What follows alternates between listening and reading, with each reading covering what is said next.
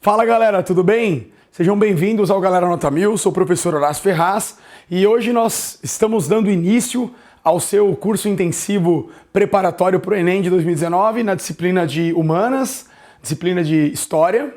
E nós vamos realmente começar então um trabalho com os principais temas que vão aparecer aí no seu Enem e também na FUVEST, outros vestibulares, comentando questões, inclusive de universidades fora, né, da região do Sudeste, da região de São Paulo, Rio, Minas e tal. E estamos com todo um material preparado para você. Você que está acompanhando o Galera Nota 1000 através da nossa promoção aí, essa semana em que você pode acessar todo o conteúdo livremente. Faça a sua inscrição, permaneça com a gente, vá participando de todas as aulas. Nós temos aí poucos dias até o Enem e você pode realmente sair na frente de muita gente, se preparando através dos professores, o material que a gente elaborou para você. E espero que você faça bom proveito do curso e mande suas dúvidas. Vamos estar aí em algumas aulas ao vivo, podemos estar acompanhando mais de perto aí o dia a dia de vocês. A aula de hoje é uma aula extremamente importante na FUVEST, uma universidade de São Paulo, mas que sempre vai ter questões aparecendo em quase todos os grandes vestibulares do Brasil, que é o tema de Antiguidade Clássica, Grécia Antiga. Então, o que dizer dos gregos, né? Os gregos são a grande civilização, talvez uma das mais extraordinárias civilizações na questão do desenvolvimento da política, da filosofia, da matemática, do teatro e tantas outras ciências e áreas que foram desenvolvidas por um povo que viveu ao sul do continente europeu, mais precisamente ali na Península Balcânica, uma região de relevo montanhoso, pedregoso, com um solo um tanto quanto desfavorável para atividades agrícolas e que por isso mesmo herdou dos fenícios uma extraordinária capacidade de comércio marítimo. Então eram grandes navegadores, comerciantes e que vão surgir ali em algumas áreas remotas do Mar Egeu e vão se desenvolver espalhando-se por várias regiões ali do Mar Mediterrâneo. Bom, conforme vocês podem observar na imagem, nós temos então o período inicial da formação grega, que nós chamamos de período pré-homérico. O período pré-homérico é um período de formação, são migrações indo-europeias, povos que vão se localizar ao norte do Peloponeso, formando a cidade de Micenas, talvez a mais extraordinária civilização desse período, e também a maior ilha da Grécia, que tem milhares de ilhas, a ilha de Creta, dando origem à cidade de Creta, que é uma cidade também imponente, com uma civilização extraordinária, viviam em palácios, desenvolveram um sistema de escrita não decifrado, tinham um comércio marítimo muito intenso e tinham algumas características de civilizações orientais. São povos que trazem alguns traços de civilização oriental, mas que obviamente vão acabar em uma fusão de culturas, desenvolvendo o que virá a ser aí a extraordinária civilização grega clássica, que vai desenvolver tudo que nós já comentamos no início da aula. Do período pré-homérico é muito importante você entender o seguinte: alguns povos marcam a formação da civilização grega.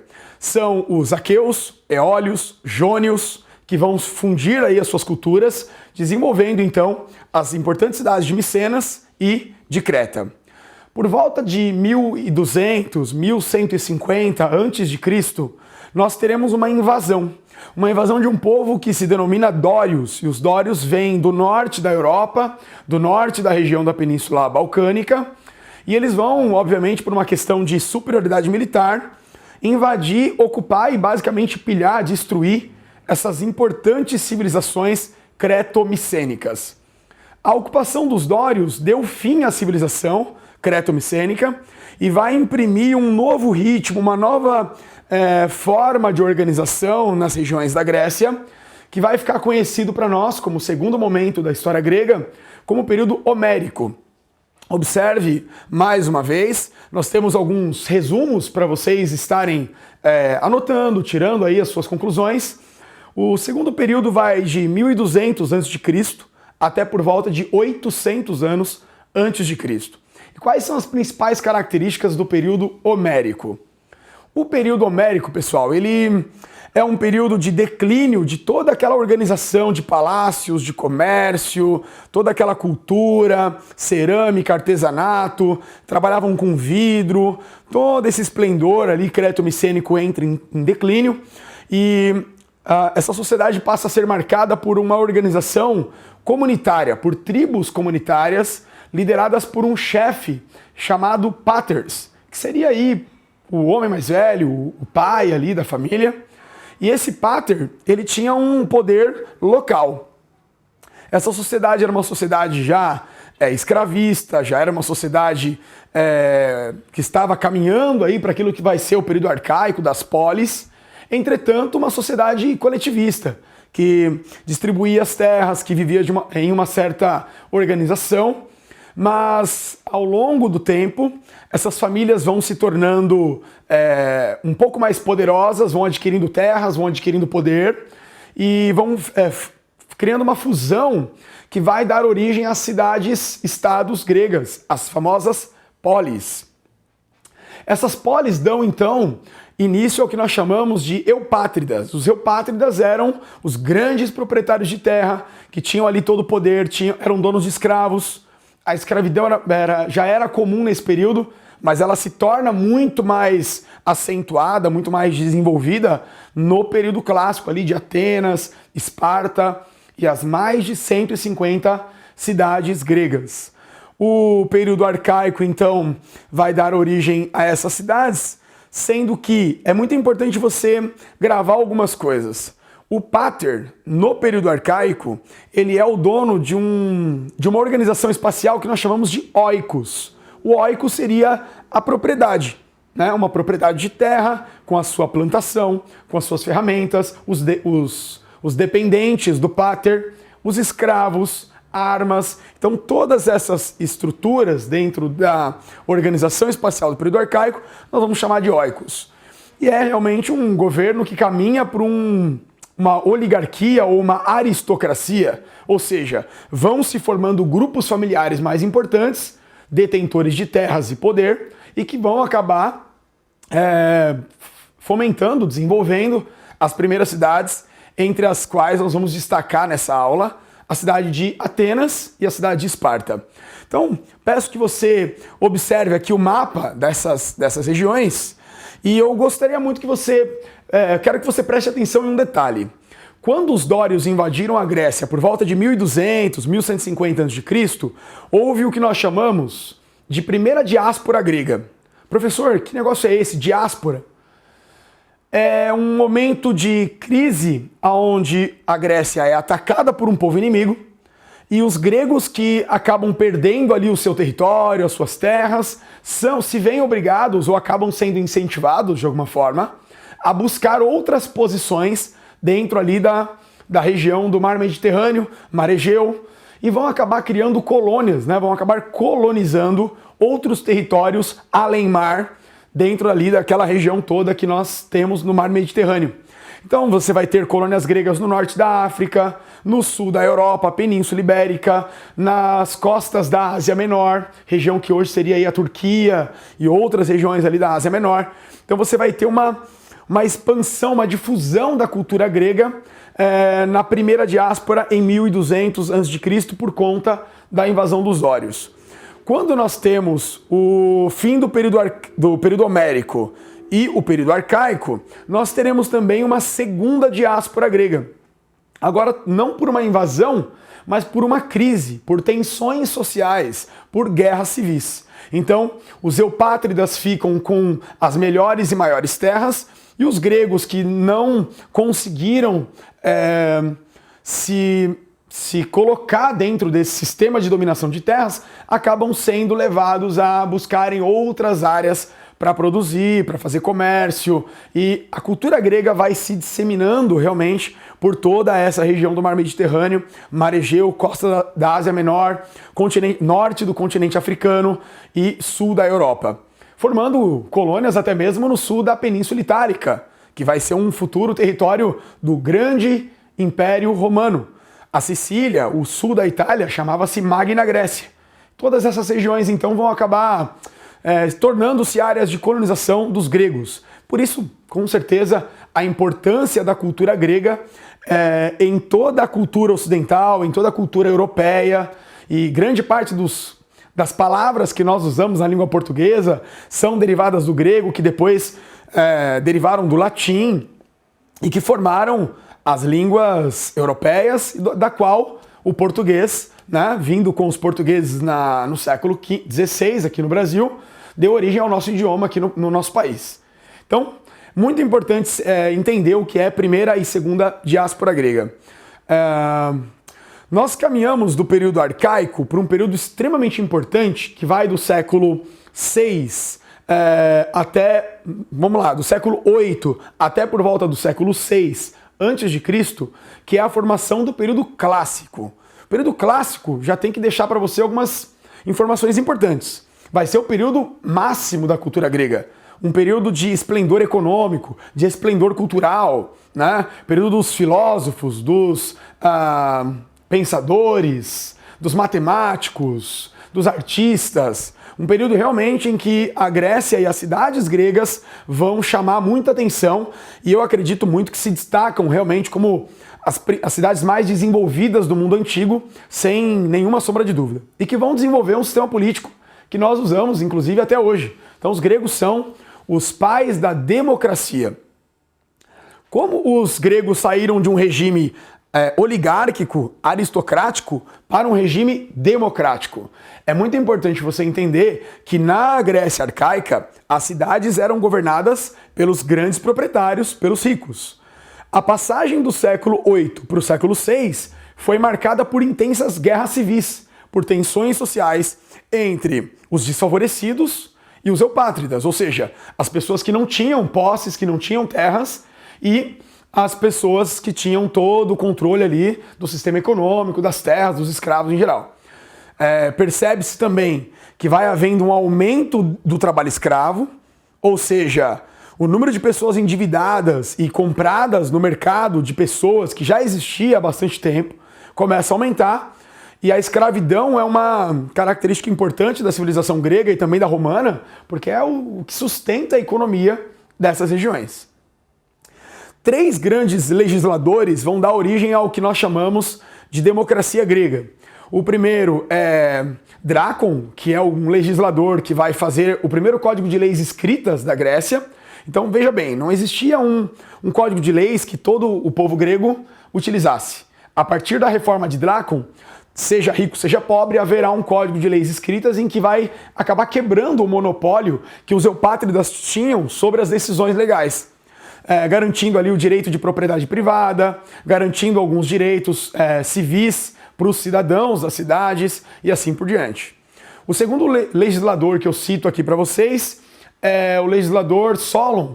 Este vai acabar com a escravidão por dívidas. Uma pessoa que contraísse uma dívida e não pagasse podia se tornar escrava. Esse tipo de escravidão não só acabou, como Solon, nessa lei, acabou devolvendo as terras que tinham sido tomadas dos antigos povos que viviam ali. Um terceiro e importante legislador é Clístenes. Clístenes, ele vai fazer uma medida revolucionária depois de uma intensa revolta, de uma intensa guerra civil entre ricos e pobres na Grécia.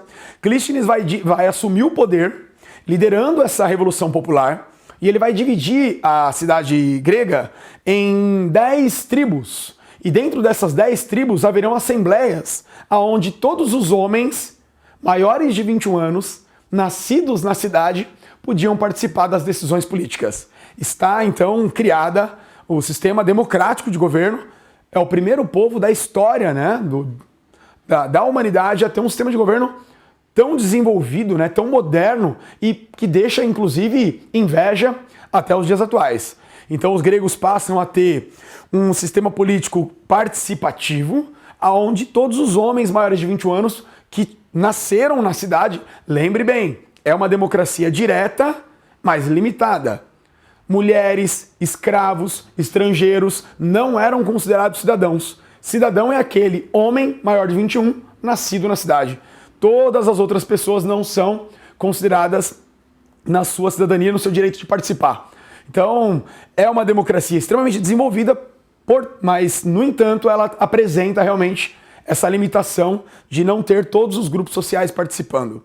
À medida em que desenvolve-se o sistema político, que nós chamamos de democracia, nós damos destaque para duas importantes cidades, Atenas e Esparta. Observe a imagem, eu já deixo aqui um resumo para vocês de como funcionava Atenas, de como funcionava Esparta.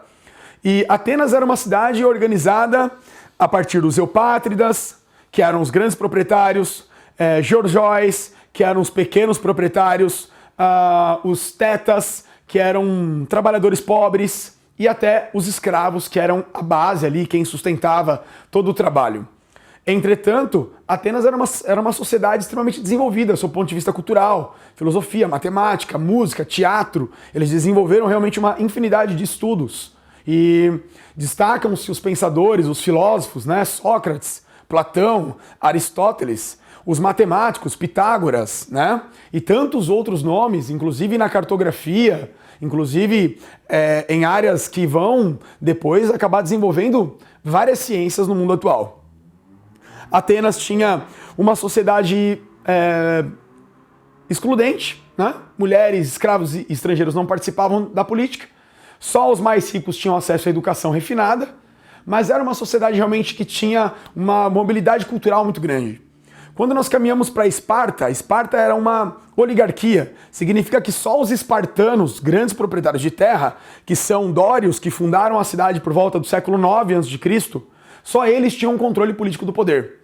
Os espartanos estavam divididos então em espartanos, nós tínhamos também os ilotas, né, que eram basicamente servos do Estado, e nós tínhamos uma sociedade intermediária, que de alguma forma participava de algumas consultas dentro da sociedade espartana.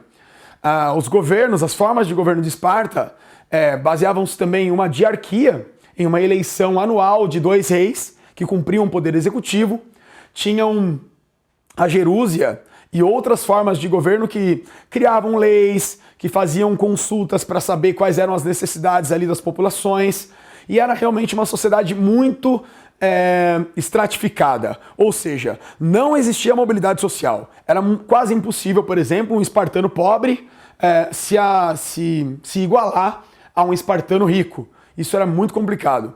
Uma outra característica importante de Esparta é a sua formação militar. Era uma sociedade formada pelos antigos dórios, que eram guerreiros. Então eles eram uma sociedade de soldados.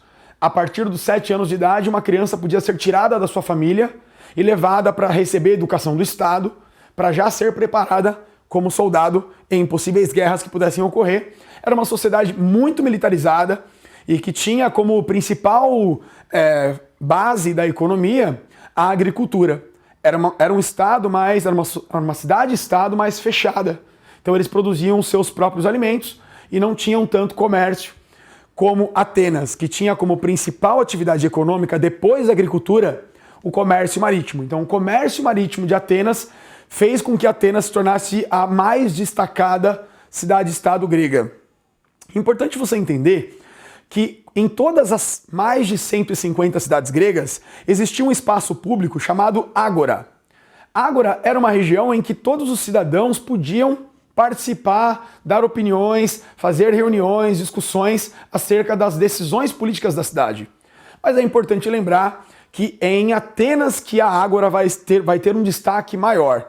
As outras podiam ter algumas limitações e assim por diante. Em Atenas, realmente, esse espaço público de participação política popular foi muito intenso e realmente é um exemplo realmente de governos modernos até os dias atuais. São questões que vão aparecer no vestibular de forma absurda. É importante entender que ao longo do período clássico, principalmente Atenas, mas outras cidades como Tebas, Corinto, e pode observar o mapa, existiam muitas cidades que estavam fazendo comércio ao longo do Mar Egeu, da costa da Ásia Menor. Tudo isso despertou inveja de um poderoso império que estava no Oriente Médio, no atual Irã, que é o Império Persa. O Império Persa, liderado pelo rei Dário, decidiu então fazer uma empreitada para ocupar e dominar as cidades gregas. Esse ataque começou por volta de 500 e 499, me desculpem, 499 a.C., e as guerras médicas, como são conhecidas, são chamadas de médicas porque os persas também eram chamados de medos. Você pode chamar de guerras médicas ou simplesmente de guerras greco-pérsicas entre a Grécia e o Império Persa. A primeira expedição, a Batalha de Maratona, os persas enviaram uma frota com 50 mil soldados. Entretanto, os gregos se organizaram em confederações militares e conseguiram derrotar. Algumas décadas depois, os persas voltaram a atacar os gregos, Batalha de Salamina e de Pleteia, mas também não conseguiram vencer. Incrivelmente, o maior império do mundo sucumbiu diante das cidades gregas, que se organizaram principalmente por via marítima e fizeram uma confederação militar chamada Confederação de Delos, que deu a eles, então, o financiamento das tropas, o financiamento de toda a estrutura militar, liderada por Atenas, que era a cidade mais importante. Atenas, então, sai dessa guerra com ares de potência imperialista e começa a cobrar impostos das outras cidades, começa a exercer um certo autoritarismo na região, que também vai acabar despertando uma nova guerra. A cidade de Esparta, que não admitia a intromissão de nenhuma outra cidade, fica muito contrariada com o poder de Atenas e funda uma nova coligação militar chamada Confederação do Peloponeso. E essa confederação vai atacar Atenas e vai destruir Atenas. Então, por um período curto, Esparta toma o lugar hegemônico que antes então pertencera a Atenas. Entretanto, continua despertando inveja e ódio das outras cidades, que vai acabar levando Tebas, que é uma outra importante cidade da Grécia, a destruir Esparta. E todas essas guerras acabam levando a um declínio da sociedade grega. Essas guerras acabam diminuindo a população, desorganizando a economia, desorganizando os sistemas políticos e vão fragilizar as cidades gregas de uma forma que vai haver então um ataque de um reino bárbaro do norte, chamado Macedônia, que tinha como rei Filipe II, e esse rei então aproveita essa fragilidade de todas essas guerras do território grego para invadir e dominar a Grécia. Então, por volta ali do século IV a.C., Filipe II avança sobre as cidades, domina o território e é literalmente o fim da autonomia das cidades-estados gregas que acabam então sob domínio macedônico. Muito interessante lembrar que começa nesse período a última fase para estudarmos então a civilização grega, que é o período helenístico. O que seria o período helenístico? Morre Filipe II e assume o poder Alexandre o Grande, filho de Felipe. Alexandre o Grande era um militar estrategista extremamente habilidoso, tinha herdado do seu pai aí todas as qualidades militares e que também tinha sido aluno de Aristóteles. Então era um estrategista militar extremamente culto, extremamente sábio e que era fascinado pela cultura grega e era fascinado por conhecimento. Esse jovem, ele conseguiu conquistas brilhantes e ele estendeu o seu poder da Grécia, da Europa, até a Índia, construindo realmente um império gigantesco, vencendo os persas, vencendo outros impérios que existiam até então, ocupando então áreas do Ocidente, da Europa e do Oriente, da Ásia. Com tudo isso, o Alexandre funda um novo conceito cultural, que é uma fusão da cultura grega com a cultura oriental, que nós vamos chamar então de cultura helenística, que é a fundação de bibliotecas, de centros de pesquisa e estudo, unindo intelectuais, pesquisadores, professores das duas culturas, da cultura grega e da cultura oriental, dando origem então à cultura helenística, que é tão importante. Só para vocês saberem, e isso é importante em Idade Média, os árabes traduziram toda a cultura dos gregos e acabaram então, vamos dizer assim, preservando a cultura greco-romana, que quando as cidades gregas foram pilhadas pelos romanos e guerras aconteceram, as bibliotecas e os centros de preservação de cultura foram queimados, incendiados, tudo se perdeu.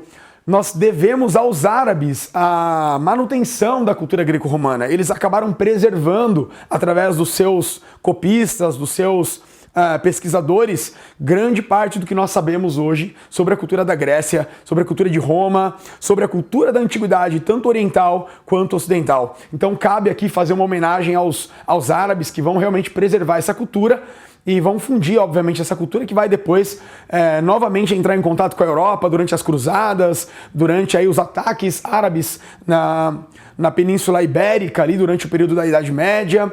Tudo isso pode aparecer meio misturado na prova, pode aparecer conceitos de Grécia, de Roma, com a Idade Média, envolvendo então essa questão helenística da fusão de culturas, da preservação de culturas.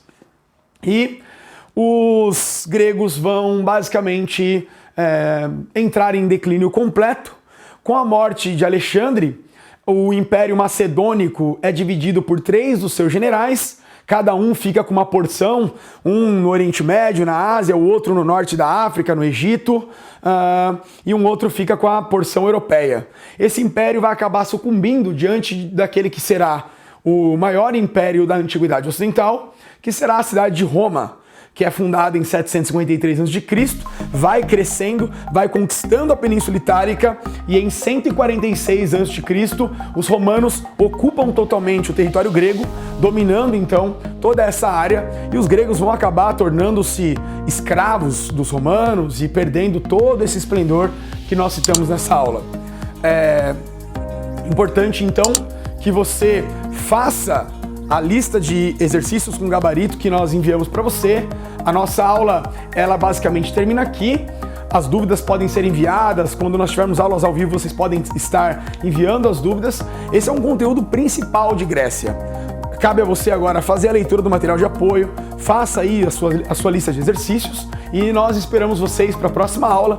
Um grande abraço, valeu!